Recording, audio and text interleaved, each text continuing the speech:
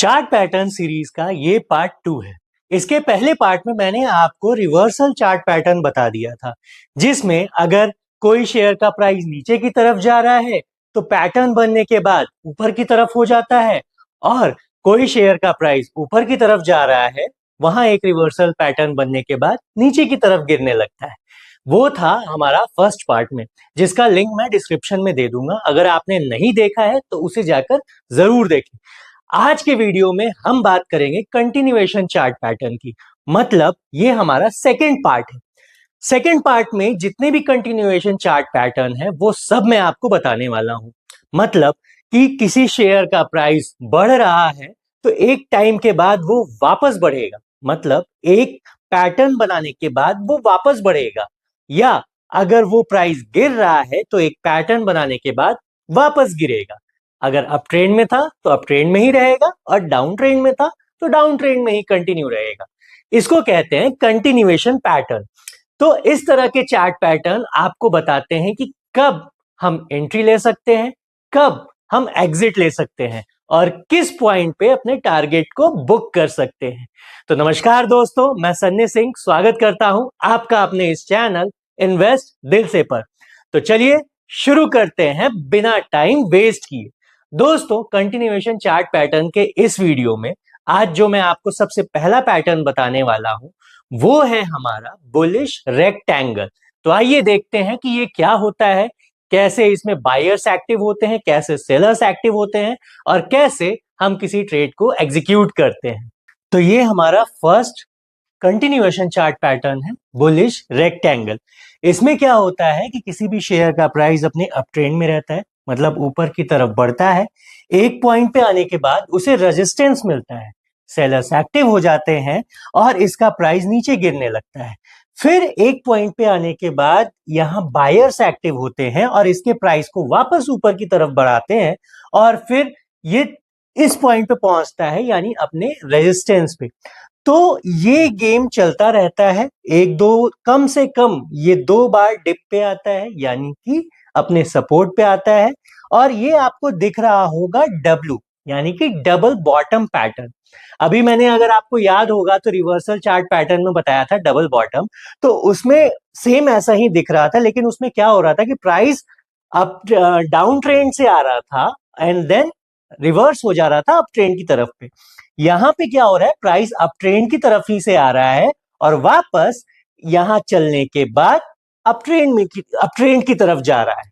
तो ये क्या हो रहा है कि आप देखो यहां पे बायर्स अभी एक्टिव हैं, फिर इस पॉइंट पे आने के बाद सेलर्स एक्टिव हो गए। अब इसे एग्जांपल के तौर पे हम समझते हैं कि मान लेते हैं किसी शेयर का प्राइस अभी 90 रुपीज, उस शेयर का प्राइस बढ़ रहा है, बढ़ रहा है, बढ़ रहा है।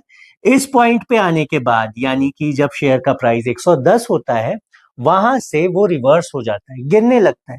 शेयर का प्राइस यहां आते आते वापस 100 का हो जाता है, फिर ये ऊपर जाता है 110 के पास, फिर नीचे आता है 100, एंड देन इस पॉइंट पे ब्रेकआउट देता है। ब्रेकआउट का मतलब क्या होता है कि यहां से जो हमारे शेयर का प्राइस है उसने रेजिस्टेंस को ब्रेक कर दिया और आगे की तरफ बढ़ गया। तो जो शेयर का प्राइस होता है यहां से ऊपर बढ़ने लगता है। तो ये पैटर्न हमारा क्या कहलाता है, बुलिश रेक्टेंगल। क्यों? क्योंकि ये एक रेक्टेंगल के फॉर्म में प्राइस अप एंड डाउन हो रहा है। कौन सा प्राइस? शेयर का प्राइस। तो उसी को हम यहाँ पे बता रहे हैं। जैसे यहाँ पे बायर्स एक्टिव हैं, शेयर को खरीदते जा रहे हैं, तो उसका प्राइस बढ़ रहा है। फिर इस पॉइंट पे आने के बाद सेलर्स एक्टिव हो जा रहे हैं और वो शेयर को बेचने लग रहे हैं, तो फिर शेयर का प्राइस गिर रहा है। ये सप्लाई और डिमांड का गेम होता है दोस्तों। जैसे किसी चीज का अगर सप्लाई बढ़ जाता है तो उसकी प्राइस ऑटोमेटिक गिर जाती है, और किसी चीज का डिमांड अगर बढ़ जाता है तो उसकी प्राइस भी बढ़ने लगती है।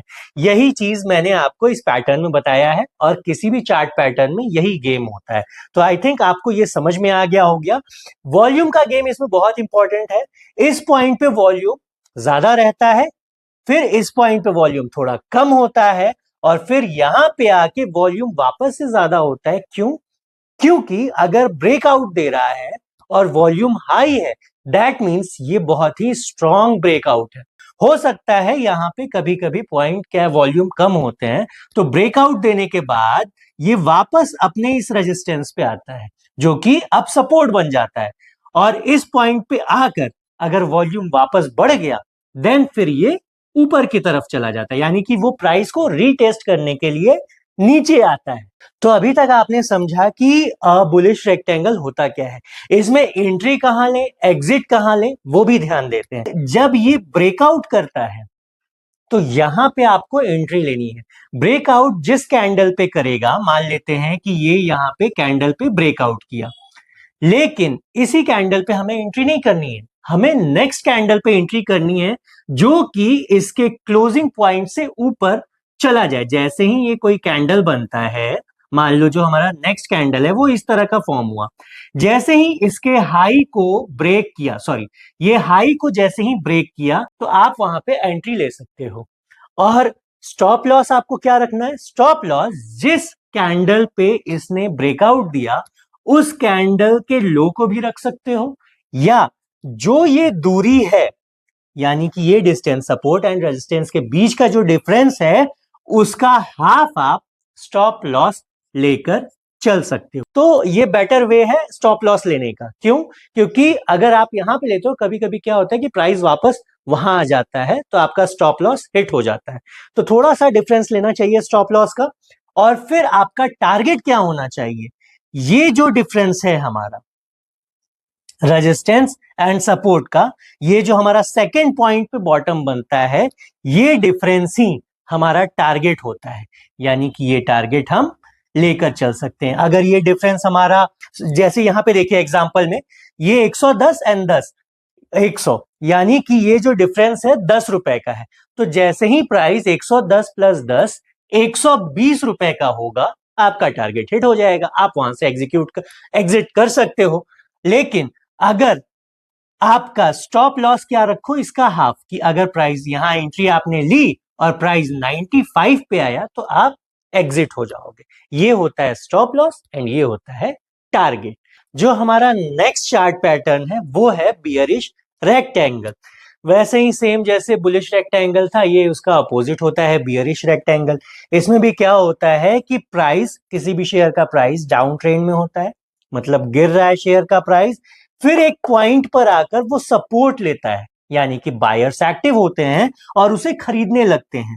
फिर ये ऊपर की तरफ बढ़ता है, फिर एक पॉइंट पे आकर वो रेजिस्टेंस लेता है, मतलब वहां सेलर्स एक्टिव हो जाते हैं, और फिर ये अप डाउन करता है, 3 पॉइंट बनाता है, फर्स्ट, सेकेंड एंड जो थर्ड पॉइंट रहता है वहां से ये ब्रेकआउट देता है।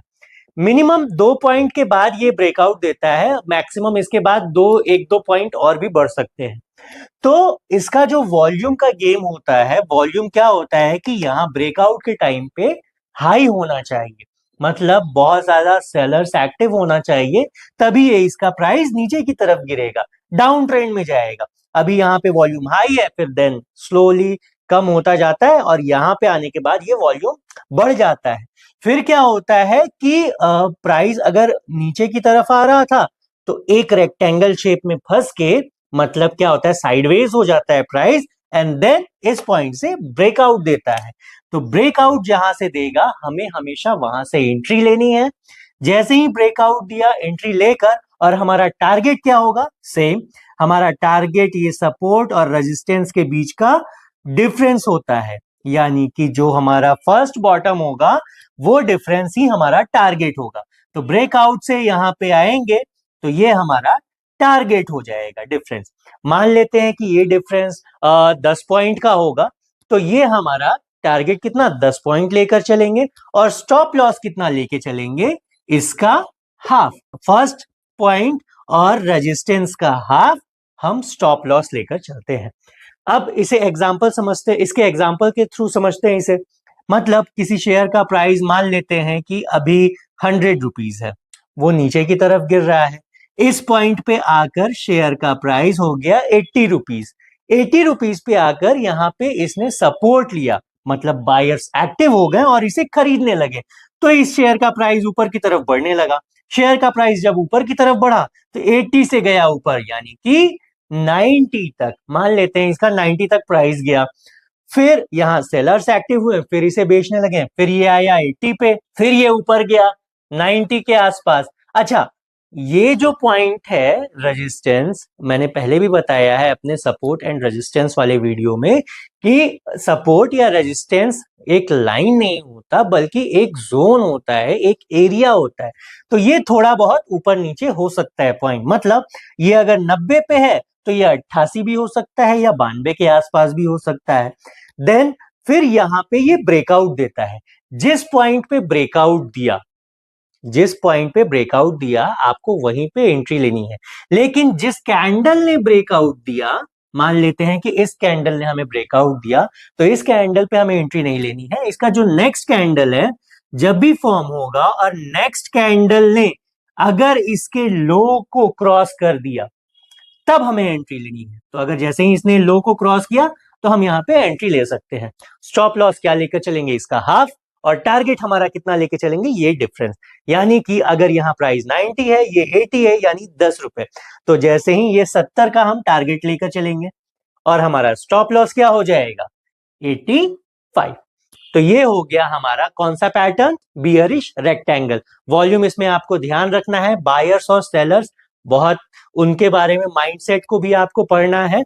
तो बायर्स और सेलर्स मतलब एक खरीद रहा है, एक शेयर को बेच रहा है। अब जैसे इस पॉइंट पे आता है किसी भी शेयर का प्राइस, तो हम सपोर्ट ले रहे हैं, मतलब क्या है कि बायर्स एक्टिव हो गए, बहुत ज्यादा बायर्स इस प्राइस पे खरीदने लगे, कह रहे भैया स्टॉक का अभी बहुत सस्ता हो गया, 80 रुपए का हो गया, इसे खरीदो खरीदो खरीदो। फिर जैसे ही ये 90 के पास पहुंचता है तो पहले से कुछ जो खरीद के बैठे हुए थे वो 90 पे बेचते हैं, और जिन्होंने 80 पे खरीदा है उसमें से भी तो कुछ अपना प्रॉफिट बुक करना चाहेंगे, तो वो बेचते हैं। तो इस तरह से सेलर्स फिर एक्टिव हो जाते हैं, वो बेचने लगते हैं, तो इसका प्राइस गिरता है। और जैसे ही फिर प्राइस नीचे आता है तो फिर क्या होते हैं, कुछ नए बायर्स एंट्री लेते हैं और कुछ पहले से सोच के बैठे रहते हैं कि हमें खरीदना है, और कुछ एवरेजिंग करना चाहते हैं। ये बायर्स सेलर्स कितने टाइप के होते हैं ये सब मैंने अपने सपोर्ट एंड रेजिस्टेंस वाले वीडियो में बताया हुआ है, आप उसे जाकर देखना जरूर, मैं उसका लिंक डिस्क्रिप्शन बॉक्स में दे दूंगा। तो ये हमारा सेकेंड पैटर्न हो गया बियरिश रेक्टेंगल। हमारा जो नेक्स्ट पैटर्न है वो है बुलिश फ्लैग। अब बुलिश फ्लैग को समझते हैं कि ये क्या होता है। इसमें क्या होता है कि शेयर का प्राइस अप ट्रेंड में रहता है, ऊपर की तरफ बढ़ रहा होता है, एक पॉइंट पे आकर रेजिस्टेंस लेता है, मतलब वहां सेलर्स एक्टिव हो जाते हैं और प्राइस को नीचे की तरफ गिराने लगते हैं। प्राइस नीचे गिरता है, फिर एक पॉइंट पर आकर वहां बायर्स एक्टिव होते हैं, प्राइस को सपोर्ट मिलता है और प्राइस फिर से ऊपर की तरफ बढ़ने लगता है। मतलब यहां से ऊपर जा रहा था, ये नीचे, देन ये ऊपर, फिर वहां पे सेलर्स एक्टिव होते हैं, रेजिस्टेंस मिलता है और प्राइस नीचे की तरफ गिर जाता है।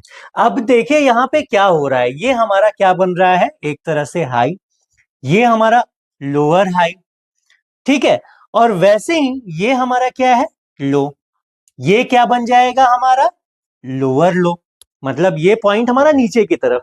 तो जो हमारा सपोर्ट और रेजिस्टेंस था बिल्कुल सीधी नहीं बन रहा है, हॉरिजॉन्टल नहीं बन रहा है, बल्कि थोड़ा सा डिक्रीजिंग ऑर्डर में बन रहा है। इसे हम ट्रेंड लाइन के थ्रू मिलाएंगे, तब हम देखेंगे कि यहाँ पे हमारा आके स्टॉक जो है, शेयर का प्राइस रेजिस्टेंस ले रहा है और इस पॉइंट पे आके हमारा सपोर्ट ले रहा है। तो ये हम ट्रेंड लाइन के थ्रू ड्रॉ करेंगे। देन फिर क्या होता है कि जब फोर्थ पॉइंट से ऊपर बढ़ता है तो इस पॉइंट नंबर 5 पे ब्रेकआउट देता है, शेयर का प्राइस यहां से ब्रेकआउट देगा और फिर यहां से अप ट्रेंड की तरफ बढ़ जाएगा। मतलब प्राइस ऊपर बढ़ रहा था, यहां पे आकर ब्रेकआउट देता और पैटर्न बनाने के बाद फिर से ऊपर की तरफ बढ़ जाता है। अब इसे समझते हैं हम एग्जाम्पल के तौर पे, जैसे किसी शेयर का प्राइस मान लेते हैं 70 रुपए है, 70 रुपए से शेयर उठना शुरू हुआ और यहाँ 90 पे आकर उसने रेजिस्टेंस लिया, बहुत ज्यादा सेलर्स एक्टिव हो गए और इसे बेचने लगे, फिर इसका प्राइस नीचे गिरा, प्राइस नीचे गिरते गिरते ये आ गया 80 पे। अब 80 पे आया तो लोगों ने सोचा कि यार ये तो हमें डिस्काउंट पे मिल रहा है, इसे और खरीदो, फिर इसे लोग और खरीदने लगे, बायर्स और खरीदने लगे, खरीदते खरीदते इसका प्राइस ऊपर तक बढ़ाया, लेकिन प्राइस जो है 85 के पास आकर वापस से नीचे गिरने लगा। क्यों, क्योंकि कुछ लोगों ने 80 पे जो खरीदा था वो 85 पे बेचकर उसे प्रॉफिट बुक करने लगे, कुछ पहले से सेलर्स उस पॉइंट पे बैठे थे। अब फिर क्या हुआ, वहां से प्राइस फिर से नीचे की तरफ गिरने लगा और वापस प्राइस कहां आ गया, 75 के आसपास।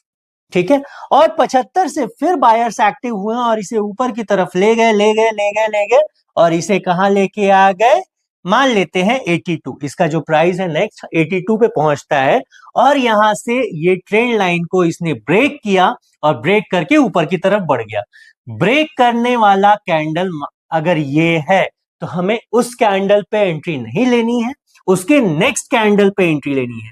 जो हमारा नेक्स्ट कैंडल होगा, जब भी इसके हाई को ब्रेक कर दे, मतलब जो हमारा नेक्स्ट कैंडल बन रहा है इसके हाई को ब्रेक करके ऊपर चला जाए, तो इस कैंडल पे इस पॉइंट पे हमें एंट्री ले लेनी है। जैसे ही मान लो हमारा ये ब्रेक हुआ, हमने जहां पे भी एंट्री ली वहां से हमारा टारगेट क्या होगा, पहला डिफरेंस, ये जो हमारा डिफरेंस है यानी रेजिस्टेंस से पॉइंट नंबर 2 जो भी हमारा डिफरेंस आएगा वो डिफरेंस का ही टारगेट हमें लेकर चलना है और यही हमारा टारगेट हो जाता है। जैसे ही आपको ये टारगेट अचीव हुआ, आप ट्रेड को एग्जीक्यूट कर सकते हो। और स्टॉप लॉस क्या रखना है, इसका हाफ, मतलब इस पॉइंट पे हमें स्टॉप लॉस रखना है। ये हमारा जो सेकेंड पॉइंट है इसका और रेजिस्टेंस के बीच का जो गैप है उसका हाफ हम स्टॉप लॉस लेकर चल सकते हैं। वॉल्यूम भी बहुत इंपॉर्टेंट है, वॉल्यूम यहाँ पे ज्यादा रहेगा फिर कम रहेगा, फिर यहाँ ब्रेकआउट पे कहां पे बढ़ेगा, यहाँ पे ब्रेकआउट पे। जैसे ही ब्रेकआउट के पास प्राइस आती है वहां पे वॉल्यूम बढ़ता है, देन ये इसको रेजिस्टेंस को ब्रेक करके ऊपर की तरफ बढ़ जाएगा प्राइस। और अगर वॉल्यूम थोड़ा कम रहा फिर भी प्राइस ऊपर की तरफ बढ़ रहा है तो ये फेक ब्रेकआउट हो सकता है, जैसा कि मैं आपको बता चुका हूं। और फेक ब्रेकआउट होने के बाद वापस ये प्राइस को रीटेस्ट करने के लिए कहां पे आ सकता है, रेजिस्टेंस पे, जो कि अब इसके लिए सपोर्ट बन गया। और फिर रीटेस्ट करने के बाद अगर यहाँ वॉल्यूम बढ़ गया तो फिर यहां से प्राइस ऊपर की तरफ अप ट्रेंड में चला जाता है। तो ये था हमारा बुलिश फ्लैग। जो हमारा नेक्स्ट पैटर्न है वो है बियरिश फ्लैग। फ्लैग बार बार मैं क्यों कह रहा हूं बुलिश फ्लैग या बियरिश फ्लैग, फ्लैग में जैसे एक पोल होता है देन उसमें हमारा फ्लैग रहता है, मतलब एक पोल रहेगा, खंबा रहेगा और उसमें हम अपना झंडा लगाते हैं। तो वैसे ही ये हमारा पोल की तरह हो गया है और ये हमारा जो रेक्टेंगल एक बन रहा है वो फ्लैग की तरह हो गया है। इसलिए इस पैटर्न को हम क्या कहते हैं, बियरिश फ्लैग। इसमें क्या होता है कि प्राइस हमारा नीचे की तरफ आ रहा है, गिर रहा है किसी भी शेयर का प्राइस, फिर एक पॉइंट पे आके सपोर्ट लेता है, बायर्स एक्टिव होते हैं, उसे खरीदना है, फिर ऊपर जाता है, इस पॉइंट पे आके सेलर्स एक्टिव हो जाते हैं और उसे रेजिस्टेंस मिलता है। अब उस शेयर का प्राइस क्या हो जाता है, नीचे की तरफ गिरने लगता है, फिर से बायर्स एक्टिव होते हैं, वही काम करते हैं, उसके प्राइस को बढ़ाते हैं एंड देन सेलर्स उसके प्राइस को गिराते हैं। लेकिन अब यहाँ पे क्या हो रहा है कि वॉल्यूम धीरे धीरे डिक्रीज हो रहा है। इस पॉइंट पे वॉल्यूम हाई था, इस पॉइंट पे वॉल्यूम थोड़ा कम हो जाता है और अगर ब्रेकआउट के टाइम पे वॉल्यूम हाई है तब इसका मतलब क्या होता है कि ये एक स्ट्रॉन्ग ब्रेकआउट है। अब डाउन में जा रहा है तो ब्रेक डाउन इसे कहते हैं, तो एक स्ट्रॉन्ग ब्रेक डाउन है। अब यहां से प्राइस और भी नीचे गिर सकता है, मतलब जितना गिर रहा था अभी तक डाउन ट्रेंड में था, अब ये पैटर्न बनने के बाद प्राइस और नीचे की तरफ गिरेगा। अब इसे हम समझते हैं एग्जाम्पल के तौर पे कि मान लेते हैं किसी शेयर का प्राइस है 100 रुपए। अब ये शेयर का प्राइस नीचे नीचे गिरते गिरते गिरते गिरते यहां पर आया और यहाँ पे 80 पे उसने क्या किया, सपोर्ट लिया। बायर्स एक्टिव हुए कि अरे यार स्टॉक तो अभी सस्ते में मिल रहा है, चलो इसे वापस से खरीदते हैं। और कुछ पहले से जो खरीद के बैठे हुए थे वो एवरेज करते हैं कि अरे हाँ अभी मैंने महंगे में खरीदा था, अभी चलो शेयर हमें सस्ते में मिल रहा है, इसे और खरीद के एवरेज कर लेते हैं। तो जैसे ही ये एवरेज करने लगते हैं फिर इसका प्राइस बढ़ता है, इस पॉइंट पे आता है। तो मान लेते हैं ये पॉइंट हमारा है 90 रुपए।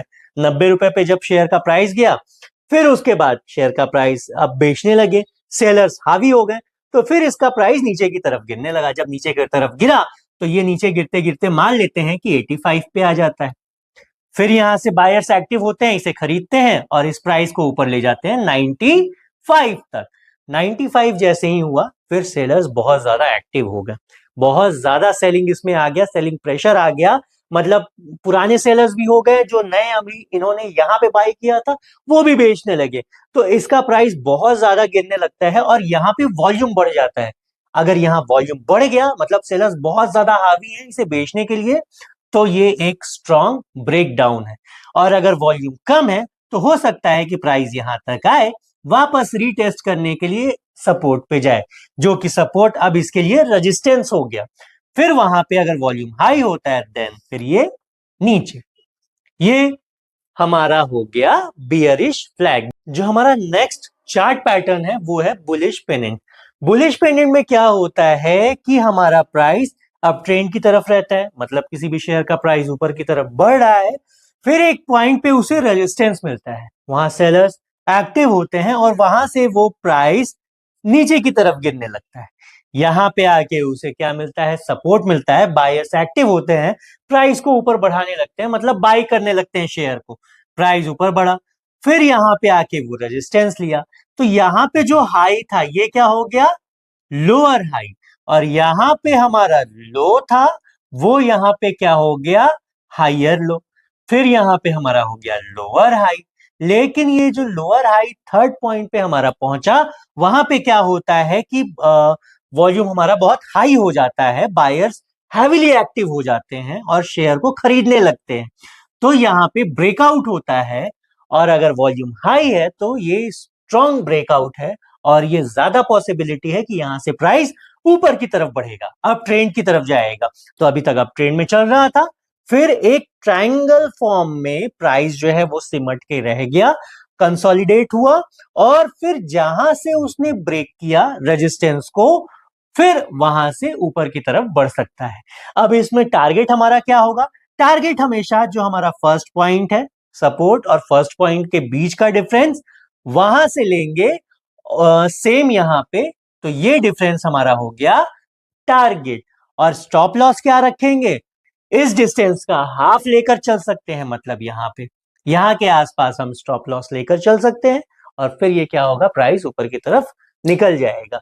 तो अब इसे एग्जांपल के तौर पे समझते हैं कि मान लेते हैं किसी शेयर का प्राइस 100 रुपए है, 100 से ये शेयर पहुंचा 120 पे, यहां पे पहुंचा 120 पे, यहां पे इसने रेजिस्टेंस लिया, ये शेयर नीचे गिरने लगा, सेलर्स एक्टिव हो गए और गिरते गिरते ये आया 100, मान लेते हैं 105 के आसपास। 105 से फिर ये एक्टिव हुआ, बाइंग प्रेशर बढ़ा और ये ऊपर गया 115 तक, फिर 115 पे सेल होने लगा, सेल होते होते मान लेते हैं 110 पे आया। अब 110 से क्या होगा, जैसे ही हमने एक लाइन ड्रॉ किया रेजिस्टेंस का, ये बिल्कुल ट्रायंगल शेप में रहेगा, इधर ऊपर रेजिस्टेंस एंड नीचे सपोर्ट, इस तरह का हमने लाइन ड्रॉ किया, फिर इस पॉइंट को ब्रेक करता है, तो जिस कैंडल ने भी ब्रेक किया सेम वही उसके नेक्स्ट कैंडल में एंट्री लेनी है। और कहां पे एंट्री लेनी है, जैसे ही जो ब्रेकआउट वाला कैंडल होता है उसका हाई को ब्रेक करता है नेक्स्ट कैंडल, वहां पे हम एंट्री ले सकते हैं और ये टारगेट हम लेकर चल सकते हैं, तो ज्यादा पॉसिबिलिटी है कि आपको प्रॉफिट हो सकते हैं। तो ये हो गया हमारा बुलिश पेनेंट। आई थिंक ये भी आपको बिल्कुल क्लियर होगा बुलिश पेनेंट। हाँ, वॉल्यूम का आप ध्यान रखना कि यहाँ पे वॉल्यूम हाई होनी चाहिए ब्रेकआउट के टाइम पे, अगर वॉल्यूम थोड़ा कम रहता है तो इसे फेक ब्रेकआउट भी कह सकते हैं, और प्राइस वापस रीटेस्ट करने के लिए अपने रेजिस्टेंस पे आ सकता है, जो कि अब उसके लिए सपोर्ट हो गया, और अगर यहां वापस से वॉल्यूम बढ़ा देन बूम। अब समझते हैं अपने नेक्स्ट पैटर्न को। हमारा जो नेक्स्ट पैटर्न है वो है बियरिश पेनेंट।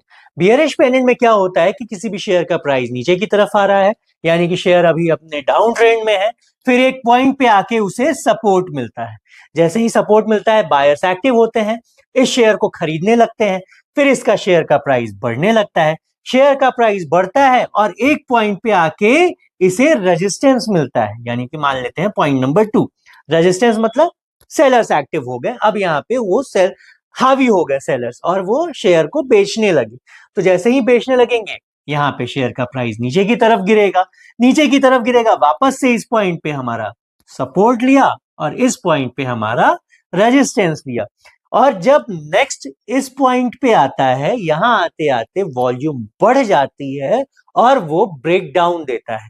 ब्रेक डाउन देते वक्त वॉल्यूम हाई होनी चाहिए, और जिस कैंडल पे ब्रेक डाउन दिया हमेशा उस कैंडल को नहीं बल्कि उसके नेक्स्ट कैंडल पे एंट्री करनी चाहिए, जो कि इसके लो को ब्रेक करता हुआ आगे बढ़े। मतलब जो भी कैंडल है नेक्स्ट, अगर इसने इसके लो को ब्रेक कर दिया तब आप वहां पे एंट्री कर सकते हो। और इसमें हमारा टारगेट क्या होगा?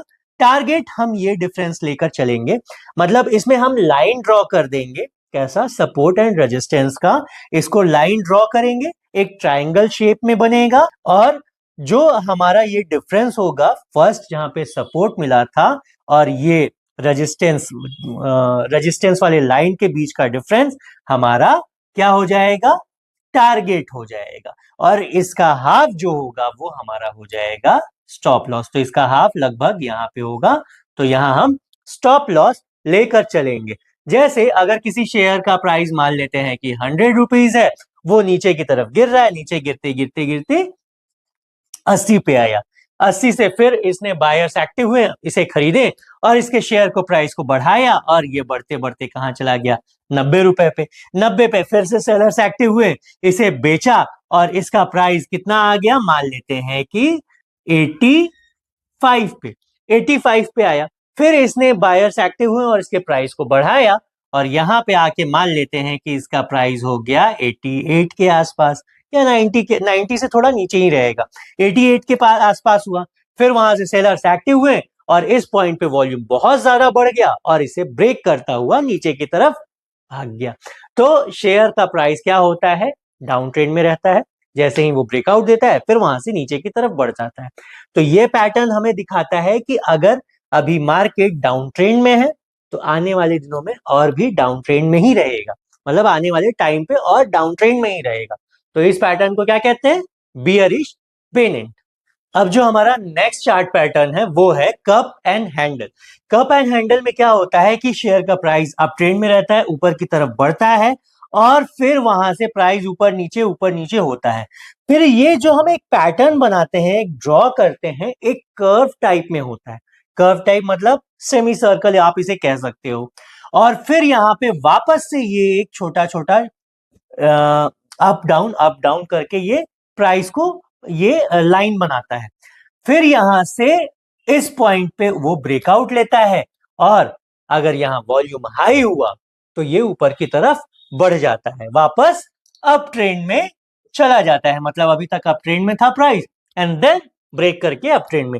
अब ये पहले पैटर्न को हम देखते हैं कि ये एक सर्कल की तरह है, मतलब देखने में ये कप दिख रहा है और ये इसका हैंडल है। तो हम इसलिए इस पैटर्न को क्या कहते हैं? Cup and handle. मतलब अगर ये पैटर्न बन रहा है और ये आपका ऐसे ही ऊपर नीचे जो भी लाइन आपका बनता है, चार्ट बनता है, हमेशा अप डाउन, शेयर का प्राइस होता है अप डाउन करके बनेगा। तो ये अप डाउन बना और ये फिर अगर हम इसे ड्रॉ करते हैं एक कर्व के फॉर्म में तो ये एक कप के डिजाइन में आएगा और ये इसके हैंडल के डिजाइन में आएगा। और यहाँ पे अगर वॉल्यूम हाई हुआ देन ये बूम, मतलब ये क्या हो रहा है कि प्राइस यहां से ऊपर की तरफ बढ़ रहा है, यहां पे रेजिस्टेंस मिला। सबसे मेन इंपॉर्टेंट है, इस पॉइंट पे रेजिस्टेंस मिला, यहाँ सेलर्स एक्टिव हुए और प्राइस को नीचे की तरफ गिराते गए। एक पॉइंट पे आके वापस से इसको सपोर्ट मिला इस पॉइंट पे और ये यहाँ पे बायर्स एक्टिव हुए और फिर इसे ऊपर की तरफ बढ़ाया और यहाँ पे वापस रेजिस्टेंस मिला, फिर उसने प्राइस को नीचे थोड़ा गिराया, देन सपोर्ट मिला और फिर ये प्राइस ऊपर की तरफ बढ़ गया। अब हम टारगेट क्या लेकर चलेंगे? टारगेट हमेशा रेजिस्टेंस और इसका जो डीप होता है, मतलब इसकी जो गहराई होती है, ये डिफरेंस को हम टारगेट लेकर चलेंगे। ये हमारा टारगेट रहेगा। और हमारा स्टॉप लॉस क्या होगा? इसका हाफ लेकर आप चल सकते हैं, मतलब इस पॉइंट पे आप स्टॉप लॉस लेकर चल सकते हैं। अब ये आप जरूर ध्यान रखना कि जो हमारा हैंडल होता है, हैंडल और कप, मतलब ये पॉइंट इसके हाफ से ऊपर होनी चाहिए। कहने का मतलब ये जो डिफरेंस है यहां तक, ये डिफरेंस इस पूरे का 33% ही होना चाहिए, उससे ज्यादा नहीं होना चाहिए। अगर आधा हो गया तो वो फिर कप एंड हैंडल पैटर्न नहीं है, मतलब 1/3 हिस्सा ही हैंडल होना चाहिए। कप में हैंडल छोटी होती है ना, तो वैसे ही ये छोटी हैंडल होनी चाहिए। अगर बड़ी हुई देन ये कप एंड हैंडल पैटर्न नहीं होता है। तो ये हमारा हो गया कप एंड हैंडल। इसमें भी आप ट्रेड कर सकते हो पैटर्न को बनता हुआ देखकर। अब जो हमारा नेक्स्ट पैटर्न है वो है इनवर्स कप एंड हैंडल। उसका जस्ट अपोजिट। इसमें क्या होता है, प्राइस नीचे की तरफ बढ़ रहा है, फिर यहाँ पे सपोर्ट मिलता है, बायर्स एक्टिव होते हैं, शेयर्स को खरीदने लगते हैं और ये ऊपर नीचे ऊपर नीचे ऊपर नीचे करता हुआ बनाता है एक पैटर्न, बिल्कुल सेमी सर्कल, एंड देन एक हैंडल के फॉर्म में। हैंडल क्या होना चाहिए, इसका 33% होना चाहिए, मतलब लगभग इसका 1/3 हिस्सा होना चाहिए, उससे ज्यादा बड़ा नहीं। तो अब इसमें क्या हुआ, प्राइस ऊपर से नीचे की तरफ आ रहा है और ऊपर नीचे करता हुआ यहाँ पे उसने क्या लिया, वापस से रेजिस्टेंस लिया, सेलर्स एक्टिव हुए, प्राइस को फिर से नीचे गिराया, यहां से सपोर्ट लिया, फिर से प्राइस ऊपर बढ़ा, यहाँ पे उसने वापस से रेजिस्टेंस लिया, एंड देन यहाँ पे वो ब्रेकआउट हुआ, ब्रेक डाउन हुआ। जैसे ही ब्रेक डाउन होता है, अगर वॉल्यूम हाई है, देन इसका मतलब ये स्ट्रॉन्ग पॉसिबिलिटी है कि मार्केट अब नीचे की तरफ गिरेगा, यानी ये शेयर का प्राइस और भी नीचे गिरेगा। और अगर वॉल्यूम थोड़ा कम है तो ये नीचे गिर के वापस रीटेस्ट करने ऊपर आ सकता है अपने सपोर्ट पे, जो कि ये सपोर्ट अब रेजिस्टेंस बन गया। वापस अगर वॉल्यूम हाई हो जाती है, देन यहां से ये बूम नीचे की तरफ गिर जाता है। तो ये हो गया हमारा inverse cup and handle. Target हमारा क्या होगा, सेम, ये डिफरेंस, मतलब जो सपोर्ट है वहां से इस कप का जो हिस्सा है लास्ट पॉइंट, ये डिफरेंस हमारा टारगेट होकर रहेगा। ये टारगेट आप लेकर चल सकते हो, ये डी मतलब जो भी डिफरेंस है वो। और स्टॉप लॉस क्या लेंगे, इसका हाफ ले सकते हैं, इसका हाफ यहाँ पे हमारा स्टॉप लॉस हो जाएगा और ये लेकर आप चल सकते हो। तो ये हो गया हमारा इनवर्स कप एंड हैंडल। अब जो हमारा नेक्स्ट पैटर्न है वो है बुलिश सिमेट्रिकल ट्रायंगल। ये आपको देखकर लग रहा होगा कि ये तो बिल्कुल बुलिश पेनेंट की तरह है। अभी मैंने आपको बुलिश पेनेंट भी बताया, सेम वही मैं बता रहा हूं। नहीं, बुलिश पेनेंट और बुलिश सिमेट्रिकल ट्रायंगल में थोड़ा बहुत डिफरेंस होता है। उसमें क्या होता है कि बुलिश पेनेंट में जो आपका ट्रायंगल बनता है बिल्कुल कोन की शेप में रहता है, मतलब छोटा रहता है। और बुलिश सिमेट्रिकल ट्रायंगल में जो ट्रायंगल बनता है वो थोड़ा बड़ा रहता है, बड़े फॉर्म में रहता है। बुलिश पेनेंट जो हमारा बनता है शॉर्ट ड्यूरेशन के लिए बनता है, मतलब 2 दिन 4 दिन शॉर्ट ड्यूरेशन के लिए ही वो बनता है, 1 हफ्ते तक के अंदर का।